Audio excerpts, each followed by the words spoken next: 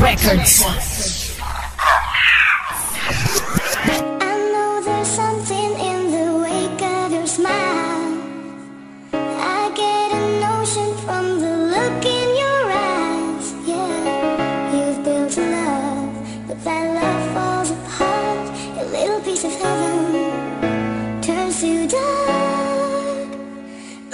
Kay aking nakita alam na kahulugan, sa mundong ibabaw meron pa palang mapupusuan na isang babae yang sa puso ko nagpatibok. Sana lang awitin ko sa puso mo ay pumatok. In love na yata ang makatang tulad ko sa iyo. Ang pananaw ko sa ngayon ay makuha tulad mo. Pero panong magagawa, di mo pa ako nakilala. Ayos lang sa akin yung basta't ika'y aking makita. Sana lang sa susunod ay makita pa kita, dahil gusto kong masilayan ang kislap ng iyong mata. Ang ganda-ganda kasi at ang kinis-kinis pa, bukod sa simpleng kasuot ang kabig-habigani pa. Gusto naman kitang lapitan kaso ako ay may kaba, dahil sa titig mo palang nauunahan ng hiya. Bukang bibig puro ikaw, ang pangalan mo'y sigaw. Ang tanglaw sa aking hiyaw, ako naman ay matanaw. Minsan hindi na makakain, kakaisip ko sa'yo. Gusto ko ang tadhana tayo ay ipagtagpo. Sana sa bandang huli ika'y aking maiisip. Para kang hangin sa langit na sa akin umiihip. Umaamin lang ako sa pag-ibig na ito, sapagkat nabiyag mo ang tahimik kong mundo. Gagawin ko ang lahat kahit sumisid pa sa dagat, dahil sa tunay na pag-ibig ako ang karapat-dapat.